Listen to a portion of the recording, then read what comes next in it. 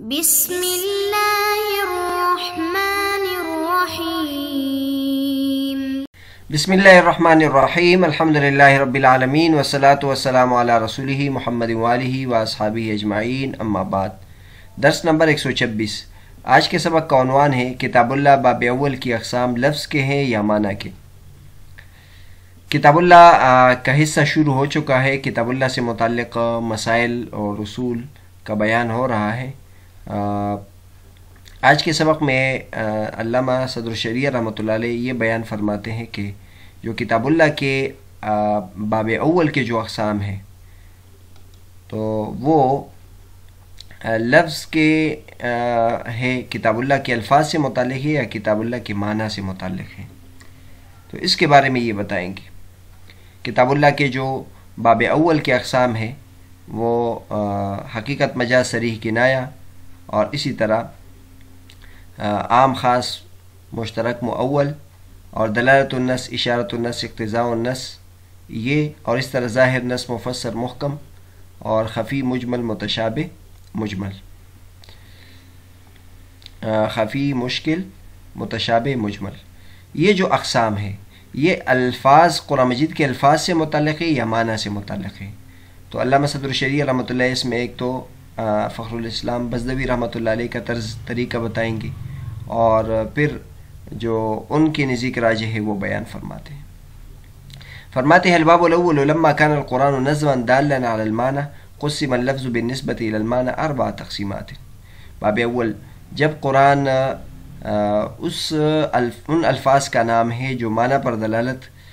کرتا ہے تو لفظ کی نسبت معنی کی طرف نسبت کرتے ہوئے چار تقسیمیں کی گئی ہیں۔ تو گویا علامہ صدر الشریعہ رحمۃ اللہ کے نزدیک یہ جو چار اقسام ہیں یہ لفظ بالنسبت الی المعنی دونوں کے اقسام ہیں، یعنی لفظ اور معنی دونوں، یعنی صرف لفظ مقصود نہیں ہے بلکہ وہ لفظ جس میں معنی پر بھی دلالت ہو،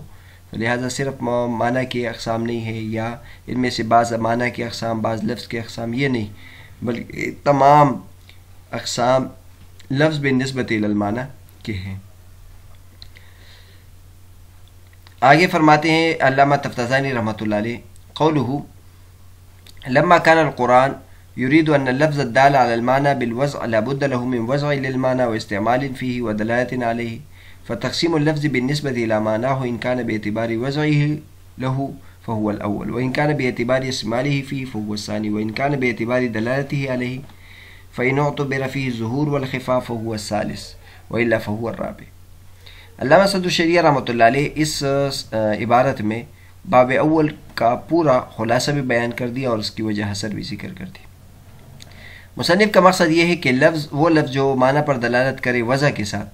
تو اس میں لفظ کا معنی کے لیے وضع کرنا بھی ہے، لفظ کا اس معنی میں استعمال ہونے کے میں بھی ہے اور اس پر دلالت کی بات بھی ہے۔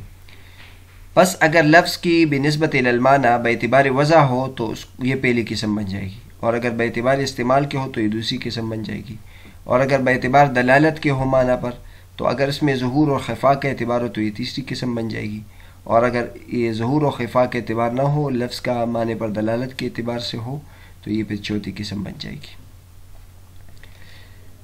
آگے فرماتے ہیں وجعل امام فخر الاسلام هذه الاقسام اقسام النظم والمعنى، وجعل الاقسام الخارجة من التقسيمات الثلاث الاول ما هو صفة للفظ، وما الاقسام الخارجة من التقسيم الرابع فجعلها تارة الاستدلال بالعبارة وبالإشارة وبالدلالة وبالاقتضاء، وتارة الاستدلال بالعبارة وبالإشارة والثابت بالدلالة والاقتضاء، وتارة الوقوف بعبارة النص وإشارته ودلالته واقتضائه، وذكر في تفسيرها ما هو صفة للمعنى كالثابت بالنظم مقصودا وغير مقصود،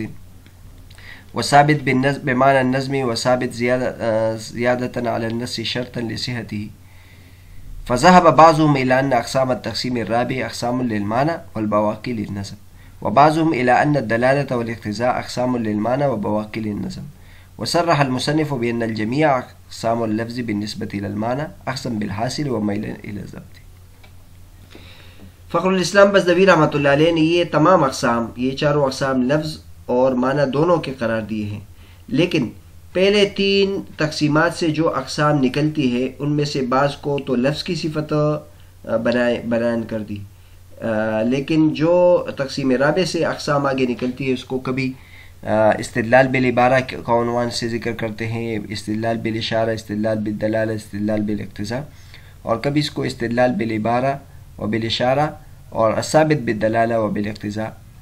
کے عنوان سے ذکر کرتے ہیں، اور کبھی الوقوف بعبارت النص و اشارت النص و ادلالۃ النص و اقتضاء النص، اور اس کی تفسیر میں ایسی تفسیر کرتے ہیں جس سے معلوم ہوتا ہے کہ یہ معنی کی صفت ہے، جیسے وہ چیز جو نظم کے ساتھ ثابت ہو مقصوداً اور غیر مقصود، اور اسی طرح الثابت بمعنی النظم و ثابت زیادتاً علی النص، یہ جو اس کے صحت کے لیے شرط ہو۔ تو بعض علماء کرام اس بات کی طرف گئے ہیں کہ جو تقسیم رابع کے اقسام ہے یہ معنی کے اقسام ہے اور باقی لفظ کے اقسام ہیں، اور بعض اس طرف گئے کہ دلالت اور اقتضاء النص یہ معنی کے اقسام ہے اور باقی لفظ کے اقسام ہیں۔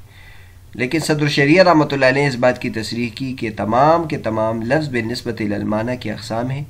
حاصل کو انہوں نے لے لیا اور ضبط کی طرف انہوں نے توجہ کی ہے۔ تو بہرحال علامہ فخر الاسلام بزدوی رحمۃ اللہ علیہ نے ان اقسام میں سے پہلے 3 اقسام کو تو لفظ کا قرار دیا ہے، لیکن جو دلالت النص، اشارت النص، اقتضاء النص ہے، اس میں بعض اقسام کو انہوں نے لفظ کی قسم بیان کر دی اور بعض کو معنی کی اقسام بیان کر دی۔ لیکن علامہ صدر الشریعہ رحمۃ اللہ علیہ فرماتے ہیں کہ ان چھوٹی چھوٹی باریک باتوں کی طرف توجہ نہیں دینی چاہیے، بس حاصل کو دیکھنا چاہیے، اور حاصل یہ ہے کہ یہ سب میں لفظ بھی مقصود ہے، معنی بھی مقصود ہے، کیونکہ کوئی بھی لفظ اگر بولا جائے تو اس میں معنی مقصود ہوتا ہے اور لفظ کا بھی اعتبار ہے، تو لفظ سے بھی بہت سارے مسائل جڑے ہوتے ہیں اور معنی سے بھی اس کے مسائل جڑے ہوتے ہیں، لہٰذا ان حاصل کو دیکھنا چاہیے۔ ٹھیک ہے، بعض میں لفظ زیادہ مقصود ہوتا ہے، معنی زیادہ کم مقصود ہوتا ہے، بعض میں معنی زیادہ مقصود ہوتا ہے، لفظ کم مقصود ہوتا ہے، لیکن حاصل کو دیکھنا چاہیے اور اس میں باریک بینی زیادہ اس کے پیچھے نہیں پڑنا چاہیے۔ تو علامہ صدر الشریعہ رحمۃ اللہ نے کتاب کے شروع میں بھی بتایا تھا کہ جو بزدوی رحمۃ اللہ کی کتاب ہے اس میں جو ترتیب ہے وہ مشکل تھی، تو انہوں نے ایک تو آسان کر دیا ہے اور ایک اس کو مرتب بھی کر دیا ہے۔ تو اس تقسیم میں بھی معلوم ہوتا ہے کہ علامہ صدر الشریعہ رحمۃ اللہ علیہ نے اس تقسیم کو بالکل مرتب کر دیا ہے اور ایک مختصر کر دیا ہے۔ آگے فرماتے فاقسام التقسیم الرابع هو الدال بطریق العبارہ والاشارہ والدلالہ والاقتضاء، تو جو چوتھی قسم ہے اس کی تقسیم یہ ہے عبارت النص، اشارت النص، دلالت النص، اقتضاء النص، اور اس میں جو عبارات اور اس کے اختلافات کی طرف توجہ ہم نہیں کرتے تو یہ مشائخ کا طرز ہے کہ چھوٹی چھوٹی باتوں کو نظر انداز کرتے ہیں اور اس کی وجہ سے الگ الگ تقسیم نہیں کرتے، بلکہ سب ایک بڑی بات کو دیکھتے ہوئے ہم نے اس کو ایک قرار دیا ہے۔ وعلى ما ذكره من تقسيم اللفظ بالنسبة إلى المعنى يحمل قولهم أقسام النظم والمعنى۔ اب علماء کرام اکثر کتابوں میں کہتے ہیں کہ یہ نظم اور معنی دونوں کے اقسام ہیں، تو لہٰذا ہم بھی یہی مراد لیتے ہیں۔ ہمارا جو قول لفظ بالنسبة إلى المعنى اس کا یہی مطلب ہے کہ لفظ کی بھی تقسیم ہے اور معنی کی بھی تقسیم ہے، جیسے کہ کہا جاتا ہے القرآن هو النظم والمعنى جميعا، قرآن مجید صرف لفظ کا نام ہے یا معنی کا نام بھی ہے، تو ہم یہ کہتے ہیں کہ قرآن مجید لفظ اور معنی دونوں کا نام ہے۔ اور ایسے موقع پر بظاہر تو ایسا معلوم ہوتا ہے کہ یہ دو چیزیں ہیں، لفظ اور معنی، لیکن اگر دیکھ لیا جائے تو لفظ اور معنی یہ کوئی الگ الگ چیز نہیں ہے، جو لفظ ہے وہی ہے جو اس معنی پر دلالت کرتا ہے۔ تو انہوں نے یہی مراد لیا ہے کہ نظم الدال المعنی، کہ وہ لفظ جو معنی پر دلالت کرتا ہے، کیونکہ یہ یقینی بات ہے کہ قرآن مجید عربی زبان میں ہے اور وہ مصاحف میں لکھی ہوئی ہے اور ہم تک منقول ہے تواتر کے ساتھ، یہ لفظ کی صفت ہے جو معنی پر دلالت کرے، نہ کہ مجموعہ لفظ اور معنی۔ اسی طرح جو اعجاز ہے، ہم کہتے ہیں قرآن مجید معجز ہے، تو اعجاز کا تعلق بلاغت کے ساتھ ہے، اور وہ صفات ہے جو لفظ کی طرف راجع ہے، تو معنی کی طرف صرف معنی کا نام تو نہیں ہے، اور لفظ وہ لفظ جو معنی کا فائدہ دے۔ فإنه إذا قصدت تعدية المعاني بالتراكيب حدثت أغراض مختلفة تقتضي اعتبار كيفيات وخصوصيات في النظم۔ اگر آپ نے کسی معنی کے ادا کرنے کا ارادہ کیا ہے یا ارادہ کیا گیا ہے تراکیب کے ساتھ، تو ایسے اغراض اس میں حاصل ہو جاتی ہے جو مختلف ہوتی ہے، اور وہ ایک کیفیات اور خصوصیات کا تقاضا کرتی ہے۔ تو اگر فَإِن رُؤِيَتْ عَلَى مَا يَنبَغِي، اگر جس طرح مناسب ہے اس کی رعایت کی جائے بقدر طاقت، تو یہ کلام بلیغ ہو جائے گا. اور اذا بلغ فی ذلک حدا، اور اگر وہ اس حد تک پہنچ جائے کہ اس کا مقابلہ بھی ممتنع ہو تو پھر وہ معجز بن جائے گا. تو اعجاز جو ہے وہ بھی لفظ کی صفت ہے بے اعتبار افادت المعنی. تو صرف الفاظ تو نہیں ہے کہ ایک انسان اچھے اچھے صرف الفاظ استعمال کرے، نہیں، وہ الفاظ جو کسی خوبصورت معنی پر بھی دلالت کرے اور اس سے اچھا مفہوم بھی نکل آئے. اور ہم لفظ کو بھی نظر انداز نہیں کر سکتے کیونکہ اعجاز کا تعلق الفاظ کے ساتھ ہے. لا صفت النظم والمعنی، یعنی نظم اور معنی، یعنی اس کا اگر ترجمہ ہے تو یہ مراد نہیں ہے کہ اس کا اردو میں ترجمہ یا فارسی میں ترجمہ مراد ہے، بلکہ نہیں، جب ہم قرآن مجید پڑھتے ہیں تو اس کا جو معنی ذہن میں آتا ہے وہ معنی مراد ہے. وقد يقال ان معنى القرآن نفسه ايضا معجز. بعض البتہ ایک سوال ہے، اعتراض ہے، اعتراض کی شکل بھی اس کو دے سکتے ہیں. وہ یہ ہے کہ آپ نے کہا کہ قرآن کا معجز ہونا یہ اس کے الفاظ کے ساتھ خاص ہے، معنی کے ساتھ یا ترجمے کے ساتھ نہیں. تو اس کا بعض حضرات یہ اعتراض کرتے ہیں کہ قرآن مجید کا جو معنی ہے اور لفظ مطلب ہے اور اس کی جو ترجمہ ہے وہ بھی تو معجز ہے، کیونکہ ایسے مفاہیم پر، ایسے شریعت پر کوئی بندہ مطلع نہیں ہو سکتا تھا. یعنی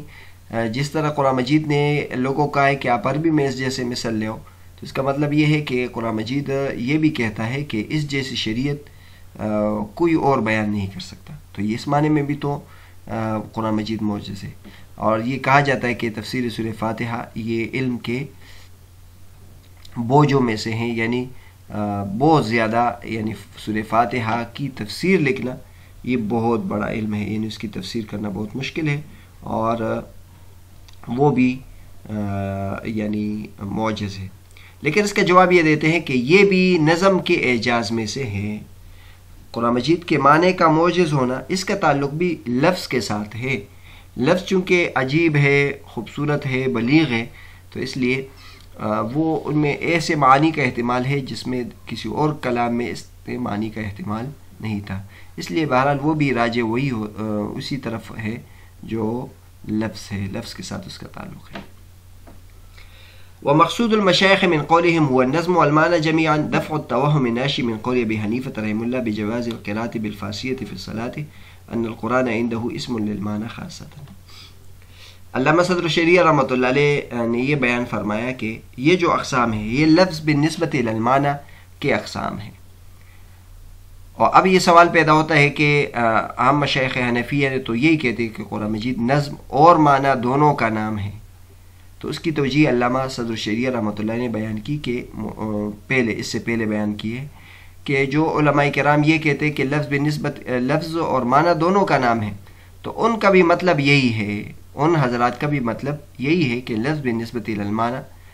کی اقسام ہے. لیکن اب وہ صراحتاً ایسا کیوں نہیں کہتے کہ لفظ بالنسبت الی المعنی؟ وہ یہ کیوں کہہ دیتے کہ قرآن مجید لفظ اور معنی دونوں کا نام ہے؟ تو اس کی وجہ یہ ہے کہ وہ اس وہم کو دور کرتے ہیں جو امام ابو حنیفہ رحمۃ اللہ کے قول سے پیدا ہوا ہے.